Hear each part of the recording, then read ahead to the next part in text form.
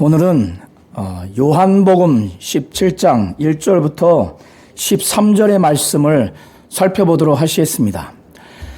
예수께서 요한복음 13장부터 16장까지 제자들을 대상으로 해서 마지막 설교, 이른바 고별 강화를 마친 후에 이 말씀을 하시고 이제 마지막 기도, 고별 기도를 하는 내용이 요한복음 17장의 내용입니다. 그 중에서 오늘 살펴볼 요한복음 17장 1절부터 13절의 내용은 예수께서 자신을 위한 기도와 제자들을 위한 기도를 담고 있습니다. 6절부터 그러니까 17장 6절부터 19절까지가 제자들을 위한 기도인데 오늘은 13절까지 살펴보도록 하시겠습니다. 예수께서 말씀을 하신 다음에 자신이 십자가에 못 박혀 피 흘려 죽는 죽음에 이르는 때가 이른 줄 아시고 하늘을 우러러 하나님 아버지께 아버지요 때가 이르러 싸우니 아들을 영화롭게 하사 아들로 하여금 아버지를 영화롭게 해달라는 기도를 합니다. 그리고 아버지께서 아들에게 주신 사람에게 영생을 주게 하시려고 만민을 다스리는 권세를 아들에게 주셨음이로소이다. 이렇게 기도를 합니다. 자, 1절 후반부 아들로 아버지를 영화롭게 하옵소서. 이것은 아들을 영화롭게 해달라고 하는 그 목적에 해당되는 내용입니다. 그리고 2절 전반부 아버지께서 아들에게 주신 모든 사람에게 영생을 주게 하시려고도 목적에 해당하는 내용입니다. 그러니까 아들인 예수가 아버지께 자신을 영화롭게 해달라고, 영광스럽게 해달라고 하는 그 목적이 무엇이냐면, 이렇게 아버지가 아들을 영화롭게 하신다면 아들이 아버지를 영화롭게 하겠다고 하는 목적이 첫 번째 담겨 있고, 두 번째는 아들에게 주신 모든 자들에게 영생을 주겠다고 하는 목적이 담겨 있는 거예요. 아들을 영화롭게 해달라고 하는 그 기도의 목적은, 그렇게 하면 아들이 아버지를 영화롭게 하고 아들이 아버지에게 맡겨준 모든 자들을 구원하도록 그렇게 하겠다는 겁니다. 예수는 아버지로부터 만민을 다스리는 권세를 받았는데, 그것은 그 권세로 권위를 부리고 독재적인 그러한 권력을 행사하려고 하는 것이 아니라 많은 자들에게 구원을 얻도록 영생을 주게 하기 위해서 그렇게 한 겁니다. 자, 아버지께 자신을 영화롭게 해달라고 했을 때 그 영화, 곧 영광은 창세전에 아들이 아버지와 함께 가졌던 영광입니다. 인간도 경제적으로나 사회적으로 또 문화적으로 여러 가지로 참 어렵게 또 부족하게 사는 사람과 경제적으로나 정치적으로, 경제적으로, 문화적으로, 지식적으로 좀 월등한 삶을 사는 사람을 보면 육신적으로도 풍채가 다르죠. 제가 이렇게 육신적인 요소를 가지고 차별을 무엇인가 정당하다 이렇게 말씀드리려고 하는 것이 아니라, 육신적인 요소를 많이 갖고 있는가, 양질의 것을 많이 갖고 있는가, 덜 갖고 있는가에 따라서도 사람의 풍채와 느낌이 다른데, 하물며 영적인 영광의 상태가 아들과 아버지가 함께 가졌던 창세전의 영화, 그 영광의 상태와 인간이 아담 이후로 죽은 다음에 그 영적인 상태는 뭐 비교할 수 없을 정도입니다. 예수는 말씀이 육신에 오셔서 이제 십자가에 못 박혀 피 흘려 죽는 죽음을 앞두고 창세전에 아버지와 함께 가졌던 그 영화를 지금도 아버지와 함께 나를 영화롭게 해달라고, 아들을 영화롭게 할 수 있는 분은 오직 아버지뿐입니다. 그리고 아버지를 영화롭게 할 수 있는 분은 아들뿐이에요. 아들이 아버지를 영화롭게 하겠다고 하는 것은 아버지께서 예수에게 하라고 주신 일을 이 땅에서 다 이룸으로 인해서 아버지를 영화롭게 하는 겁니다. 그래서 4절에 자신이 그렇게 했다고 고백을 합니다. 자기에게 주신 일, 이 땅에서 다 이루었다고 그랬죠. 그가 이루는 것은 그의 말씀을 통해서, 그의 행함을 통해서, 공생의 전반을 통해서 이룬 겁니다. 대표적으로 아버지가 예수에게 주신 말씀이죠. 하나님 아버지의 말씀을 전했고, 그리고 아버지가 하라고 하신 일, 그 중에서 대표적인 게 표적입니다. 능력을 행하는 것들, 귀신 쫓고 병 고치고 죽은 자를 살리고, 물론 그 외에 행한 것도 많이 있습니다. 대표적으로 그렇다는 거예요. 이런 것들을 통해서 하나님의 뜻을 이루도록 하라고 주신 일을 이루었으니 아버지가 얼마나 영광스럽게 되겠습니까? 그런데 아버지가 자신에게 맡겨준 자들에게 영생을 주려고 했을 때 그 영생이 무엇인가? 바로 유일하신 참 하나님과 그가 보내신 자 예수 그리스도를 알았을 때 영생을 얻을 수 있다는 거예요. 하나님에 대한 믿음이 있어야 되는 거예요. 여기서 안다고 하는 것은 지식적으로 아는 것뿐만 아니라 경험적으로 안다는 겁니다. 마치 부부가 부부관계를 맺혀서 살아가면서 인격적으로 경험적인 관계로 알듯이 하나님을 지식으로만, 주 예수를 지식으로만 아는 것이 아니라 하나님과 주 예수에 대해서 인격적인 관계, 경험적인 관계를 통해서 알아야 한다는 겁니다. 여기에는 당연히 믿음이 전제되어 있는 겁니다. 그러면 이 하나님을 어떻게 알아야 되는가? 이 하나님은 유일하신 참 하나님이라는 걸 알아야 된다는 거예요. 하나님은 유일하신 분이시다. 많은 신들 중에 한 분이 아니라 유일하신 하나님 아버지, 그리고 그 하나님은 참되신 하나님, 유일하시고 참된 하나님이라는 것, 그리고 그 하나님은 예수 그리스도를 보내신 분, 이렇게 믿어야 되는 거예요. 그리고 예수를 어떻게 믿어야 되는가? 아버지가 보내신, 아버지로부터 보냄을 받은 바로 예수로 믿어야 되고, 그리고 예수가 그리스도라고 하는 것, 그리스도라고 하는 의미는 기름 부음 받은 자라는 의미입니다. 구약에서 기름 부음 받은 직분이 세 가지인데 왕, 선지자, 대제사장입니다. 예수는 기름 부음 받은 자로서 이 세 가지 직분을 다 갖고 있는 겁니다.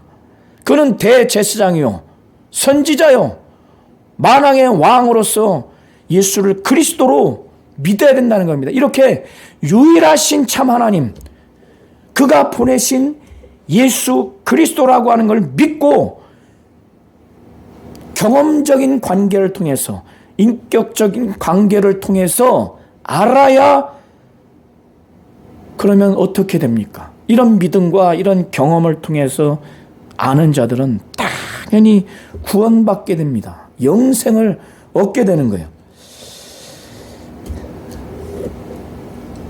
그래서 3절에 이와 같이 예수께서 말씀하고 있습니다. 1절부터 5절의 핵심 내용은 예수께서 자신을 창세 전에 아버지와 함께 가졌던 영화로서 자기를 영화롭게 해달라는 거예요. 그러면 자기도 아버지를 영화롭게 한다는 거예요. 그리고 아버지와 함께 창세 전에 가졌던 영화로서 지금도 아버지와 나를 함께 영화롭게 해달라고 기도하는 것이, 자기를 위한 기도하는 핵심이 바로 자신을 영화롭게 해달라고, 아버지와 나를 함께 영화롭게 해달라고 그 기도를 하는 겁니다. 이것이 1절부터 5절의 내용입니다. 그리고 6절부터 13절의 내용은 제자들을 위해서 하는 기도인데, 그에 앞서서 예수께서 제자들을 어떤 영적인 상태로 만들었는가, 그리고 그 영적인 상태로 만들기 위해서 예수께서 무엇을 하셨는가가 6절부터 8절에 나와 있습니다. 예수께서 세상 중에서 하나님 아버지가 예수에게 주신 사람들에게 아버지의 이름을 나타냈다고 그래요. 자, 이 세상에서 우리 성도님들이 어떤 사람을 알려고 할 때 가장 그 사람을 알 수 있는 건 뭡니까? 그 사람을 소개할 때 이름이죠. 그 사람의 속성과 성품과 하는 일과 또 그의 경제적이고 정치적이고 종교적인 권위와 그가 갖고 있는 모든 것들을 그 이름이 다 담고 있죠. 그래서 그 이름 하면은 그 사람이 이런 종합적으로 그를 알 수 있는 모든 것들이 다 느껴지는 겁니다. 그 이름을 알게 됐을 때, 제 이름, 장영길 이름을 누군가가 불렀을 때 그가 살아있으면 장일 목사는 살아있구나. 제가 만일 죽어있다면 제 이름 불렀을 때 그 사람 죽었는데, 그리고 제 이름을 불렀을 때 저의 모든 속성, 성품, 제가 하는 일, 저의 모든 정치, 경제적인, 사회적이고 종교적인 지위, 제가 갖고 있는 모든 것들이 그 이름을 통해서 다 나타납니다. 이것처럼 구약으로부터 하나님을 어떻게 알게 할 수 있는가, 어떻게 계시할 수 있는가? 첫 번째는 이름입니다. 하나님이 우리 성도님들 눈에 보이십니까? 오감을 통해서 체험할 수 있습니까? 그런데 하나님 아버지는 살아계시죠. 그랬을 때 그 하나님이 살아계신 분이다, 그 하나님을 알 수 있도록 대표적으로 소개하는 그 매개가, 그 방법이 바로 하나님의 이름입니다. 그래서 출애굽기 3장 14절 이하를 보면 모세를 통해서 하나님의 그 이름의 표, 바로 여호와 스스로 있는 자라고 이스라엘 민족에게 눈에 볼 수 없는 하나님을 그렇게 소개하도록 하죠. 구약에서 하나님에 대해서 아도나이라고 또 부르기도 하고, 그런데요, 구약 어디에도 아버지의 이름을 소개하는 경우는 없습니다. 아버지의 이름을 받아서 전달해주고 믿는 자들은 없습니다. 여기서 말하는 아버지의 이름은 아버지가 예수에게 주신 아버지의 이름, 바로 예수라고 하는 이 이름을 구약의 어떤 왕, 사사, 선지자도 그 이름, 예수라고 하는 아버지의 이름을 전달받았거나 그걸 나타낸 역사가 없다는 의미입니다. 오직 예수를 통해서만 아버지의 이름을 나타냈고 예수에게만 아버지의 이름을 최초로 준 겁니다. 마태복음 28장 19절을 우리 성도님들이 살펴보시면 예수께서 말씀하시길, 그러므로 너희는 가서 모든 민족을 제자로 삼아 아버지와 아들과 성령의 이름으로 침례를 베풀고라고 예수께서 명령하시죠. 침례를 베푸는데 아버지와 아들과 성령의 이름, 사도행전을 보면은 불신자에서 예수 믿고 난 다음에 어떤 이름으로 침례를 주는가? 예수의 이름으로 침례를 줍니다. 그래서 아버지와 아들과 성령의 이름은 예수의 이름이에요. 먼저 아버지의 이름은 예수의 이름이었다는 거예요. 이것을 최초로 아들에게만 주었고 아들이 이 땅에 예수라고 하는 이름, 아버지의 이름을 나타내 주신 겁니다. 그래서 제자들에게 아버지의 이름을 나타냈다고 했을 때 그 아버지의 이름은 예수 이름입니다. 자, 그래서 제자들에게 예수의 이름을 나타냈다는 것은 그냥 형식적으로 예수라고 하는 이 나오는 소리 두 단어를 나타냈다는 것이 아니라 종이에 쓰는 예수라고 하는 두 단어 이거를 나타냈다는 것이 아니라 말씀드렸죠. 이름과 하나님은 분리할 수 없다고. 하나님의 속성, 하나님의 성품, 하나님의 권위와 능력과 하나님의 모든 것을 그대로 나타낼 수 있는 것이 그의 이름입니다. 바로 예수 이름이에요. 예수 이름은 눈에 보이지 않는 하나님의 존재를 나타내주고 믿게 해주는 이름이고 그 예수의 이름은 하나님의 속성과 성품과 능력과 권위를 우리가 이름을 통해서 우리가 믿을 수 있는 바로 그런 이름입니다. 그래서 이런 차원에서 제자들에게 나타내 주었다는 거예요. 이 제자들은 본래 아버지의 것이었는데 아들에게 주셨어요. 그러니 아버지의 것을 받았으니 이 예수는 이들의 최고의 영적인 상태를 만들기 위해서 최고의 것으로 그들에게 전해 주려고 한 겁니다. 하나님의 존재에 대해서 하나님의 모든 것을 알게 하는 첫 번째가 뭡니까? 바로 아버지의 이름 예수. 예수라고 하는 아버지의 이름을 제자들에게 그래서 나타내 준 겁니다. 자, 7절과 8절의 그 관계는 7절의 이유와 근거가 되는 게 8절의 내용입니다. 예수께서는 요한복음 12장 49절 50절을 통해서 우리가 살펴보시면은 그는 자의대로 말하지 않고 그가 말할 것과 이를 것을 아버지께서 친히 명령해 주셨다고. 그는 그 아버지의 명령이 영생인 줄 알기 때문에 그는 자의대로 말하지 않고 자기가 아버지께서 이른 대로 그대로 이르렀는데 그 이른 것은 아버지가 말씀하신 그대로 아버지께로부터 받은 그 말씀을 제자들에게 가감없이 그들에게 전해줬어요. 최고의 것을 제자들에게 전해준 겁니다. 왜? 아버지의 것이니까 그들은. 그래서 가감없이 전달해줬고 그들은 그걸 받아들였어요. 그래, 그걸 믿고 이해하려고 했고 순종하려고 했습니다. 그러니까 어떤 결과가 나타났는가? 말씀의 권위와 능력과 영감, 그 말씀 자체에서 느껴지는 영적인 어떤 감동, 그 결과뿐만 아니라 그 말씀을 그대로 이해하려고 하고 믿으려고 하고 순종하려고 그래서 그걸 받아들여서 그걸 받았더니 제자들에게 어떤 결과가 있는가? 아, 눈에 보이지 않는 하나님 아버지가 이 예수를 보냈구나. 그리고 예수가 하나님 아버지로부터 나왔구나.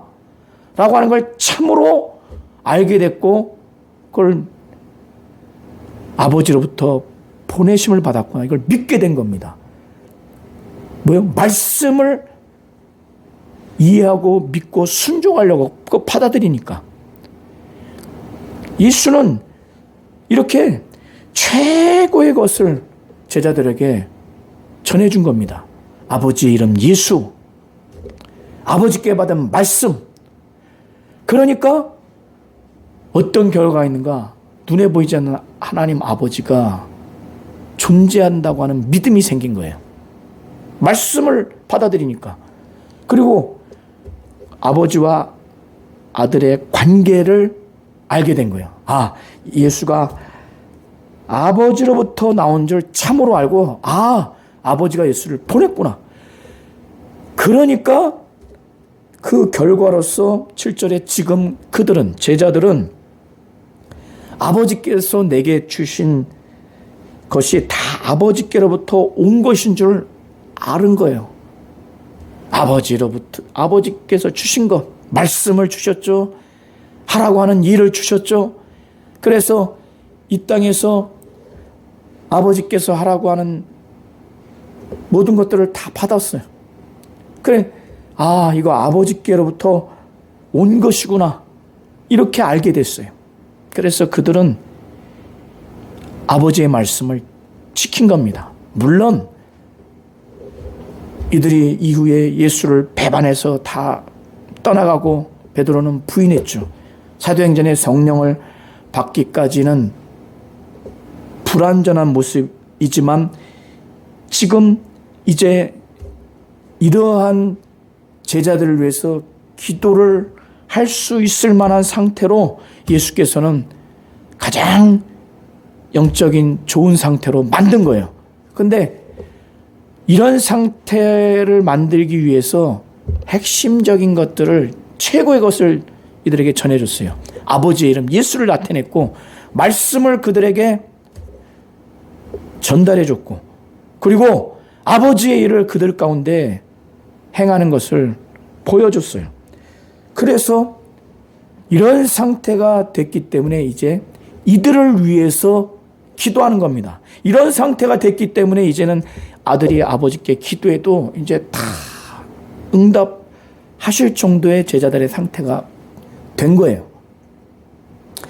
예수께서는 그들을 위해서 기도한다고, 세상을 위해서 기도하는 것이 아니라고. 그들은 누군가, 여기서 제자들을 말합니다.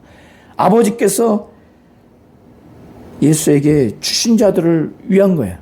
왜 그들을 위해서 기도하는가? 9절에 마지막 말미에 보면은 그들은 아버지의 것이로소이다. 이 앞에 헬라어 원어로 왜냐하면이라고 하는 단어가 기재되어 있습니다. 예수께서 아버지의 것이기 때문에, 제자들이 아버지께 속했기 때문에, 예수는 아버지께 속하고 아버지의 것이면 아버지의 뜻대로, 아버지의 심정으로 최고의 상태로 만들려고 하고 최고의 것으로 그들에게 전해주려고 하는 겁니다. 아버지의 것이기 때문에 이렇게 기도한다고 9절에 말씀하는 거예요. 예수께서는 이 제자들을 염두에 두고 내 것은 아버지의 것이요, 아버지의 것은 내 것이온데 내가 그들로 말미암아 영광을 받았어요. 그들이 예수께 영광을 돌릴 만한 영적 상태가 안 됐는데 그렇게 만드는 거예요, 예수께서. 그러니까 그들이 예수께 영광을 돌릴 정도의 상태가 된 겁니다. 이제 예수께서 이런 제자들을 이제 남겨두고 예수는 십자가에 못 박혀 피 흘려 죽으시고 부활 승천하셔서 아버지께 그는 가게 되는데, 남아있는 제자들은 박해를 받고 죽임을 당해야 되니 이들을 위해서 정말 사랑하는 마음으로, 애틋하고 안타까운 마음으로 이들을 위해서 기도하는 겁니다. 이들을 위해서 기도하는 목적은 정말 이들이 멸망당하지 않고 아버지와 예수가 하나가 된 것 같이 이들도 하나가 되도록, 그리고 예수는 지금까지 1절부터 12절까지 기도하면서 했던 모든 말씀을 하는 이유가 예수 안에 갖고 있는 기쁨이 그들 안에 막 충만하게 하기 위해서 기도하고 말씀을 한 겁니다. 자, 우리 어머니 되신 성도님들, 자녀를 낳으면 최고의 것을 먹이고 싶죠. 최고의 지식으로 가르치고 싶고 훌륭한 교양을 가르쳐서 최고의 인격자로 만들고 싶죠. 그게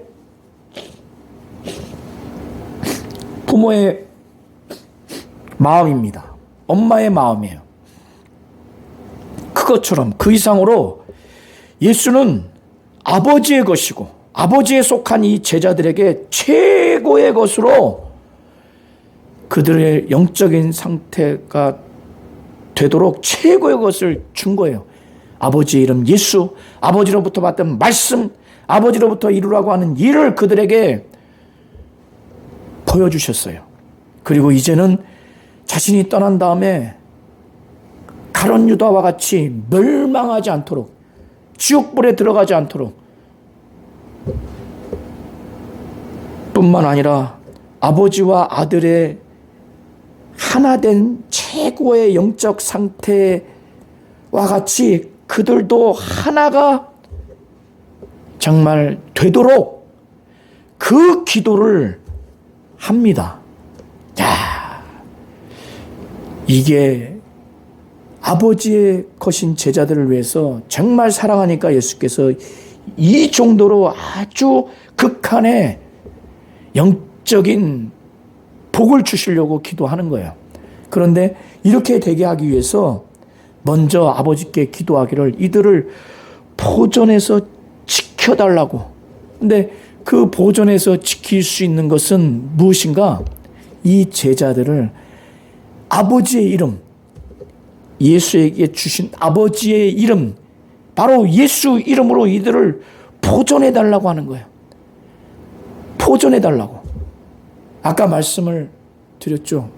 예수의 이름을 나타냈다고 했을 때 또 제자들이 예수의 이름을 믿는 신앙이 단순히 예수의 이름을 그냥 형식적으로 부르고 그런 것이 아니라 아버지의 이름이 예수 이름입니다. 그러면 이름과 하나님 아버지는 분리할 수 없다고 그랬죠. 하나님을 대하듯 예수 이름을 대하고 하나님의 속성과 성품과 권위와 능력과 하나님이 갖고 있는 모든 것들을 인정하고 믿는 것을 이름을 통해서 그거를 믿는 것. 그런 신앙이 됐을 때 예수의 이름이 그 제자들을 지켜주는 거예요. 그래서 그 기도를 아버지께 11절에 하는 겁니다. 아버지요, 내게 주신 아버지의 이름으로 그들을 보존하사 우리와 같이 그들도 하나가 되게 하옵소서. 왜 이런 기도를 합니까? 예수께서 이 땅에 육신으로 계실 때 제자들을 그 예수의 이름, 아버지의 이름으로 그들을 보존하고 지켰어요. 여기서 보존하고 지켰다고 하는 것은 가룟 유다, 멸망의 자식이 멸망당하는 지옥불에 던지지 않도록 이름을 믿도록, 이름의 실상을 알고 믿도록 그렇게 한 겁니다. 요한복음 1장에 영접하는 자, 곧 그 이름을 믿는 자들에게는 하나님의 권세를 주셨다고 기록하고 있죠. 이름은 바로 구원과 관련이 있습니다. 영적으로 멸망당하는가 멸망당하지 않는가, 그 이름을 어떻게 대하는가, 어떻게 믿는가, 그에 따라서 결과가 판가름 나는 겁니다. 그래서 우리 성도님들이 예수의 이름으로 귀신을 쫓다 보면은 얼마나 두려워합니까? 예수께서 내 이름으로 귀신을 쫓으라고 그랬죠. 우리 성도님들의 이름으로 귀신이 두려워합니까? 두려워하지 않아요. 그리고 예수 이름을 빙자하거나 그냥 인용만 하면 절대 귀신이 두려워하지 않습니다. 예수 이름을 빙자하거나 인용하면서 그 이름으로 기도를 한들 하나님이 듣지 않습니다. 응답되지 않습니다. 그 이름으로 침례를 주고 그 이름으로 귀신을 쫓고 그 이름으로 기도하고 그 이름으로 하나님의 자녀가 되는 권세를 얻는 겁니다. 영접하는 자, 바로 예수의 이름을 믿는 자예요. 예수를 영접하는 것과 예수 이름을 믿는 것은 분리할 수 없는 겁니다. 이렇게 예수께서 12장 말씀했는데 예수께서 그 이름을 제자들에게 잘못 나타냈는가, 잘못 가르쳤는가, 잘못 믿겠는가? 그래서 가룟 유다가 멸망받았는가? 그게 아니에요. 그건 성경을 응하게 함이라고 기록되어 있습니다. 시편 41편 9절에 이미 예언대로 응해진 거라고 예수께서 말씀하는 겁니다. 다만 그 중에 하나도 멸망하지 않고, 자, 예수 이름으로 보존해서 지켰기 때문에 아무도 그 중에 하나도 멸망하지 않았는데, 다만 멸망의 자식뿐이오니, 가룟 유다뿐이에요. 자살해서 지옥불에 던져졌죠. 그런데 이는 성경을 응하게 함이라는 거예요. 성경이 이루어지는 그런 결과라는 겁니다. 이것이 41장 시편 41편 9절에 이미 예언되어 있어요. 내가 신뢰하여 내 떡을 나눠 먹던 나의 가까운 친구도 나를 대적하여 그의 발꿈치를 틀었나이다. 이렇게 기록합니다. 잠언 18장 10절을 보면 여호와의 이름은 견고한 망대라. 의인은 그리로 달려가서 안전함을 얻느니라. 구약의 아버지의 이름 예수 이름은 아니지만 여호와의 이름 역시도 이렇게 능력이 있습니다. 13절에 보면 지금 내가 아버지께로 가오니 내가 세상에서 이 말을 하옵는 것은, 그러니까 1절부터 12절까지 기도하신 내용, 또 여러 가지 말씀한 내용을 그가 말씀한 것은 옆에서 제자들이 예수님의 기도 내용을 또 하신 말씀을 다 지금 듣고 있는 거예요. 이렇게 이 말을 하옵는 것은 그들로, 제자들로 내 기쁨을 그들 안에 충만히 가지게 하려 합니다. 그들이 이제 앞으로 박해받고 죽임을 당해 그들에게 예수 안에 갖고 있는 예수의 기쁨을 그들에게 충만히 가지도록 이렇게 말씀을 한다는 겁니다. 오늘 요한복음 7장 1절부터 13절의 말씀을 살펴봤습니다. 이게 잘 이해하기가 어려울 수 있는 내용입니다. 한 구절 한 구절은 이해할 수 있지만 이렇게 구조적으로 이해하기가 어려울 수 있는데, 다시 한번 꼼꼼하게 잘 읽으셔서 예수의 말씀과 행하심을 통해서 큰 은혜를 받고 하나님의 은혜를 받으셨으면 좋겠습니다.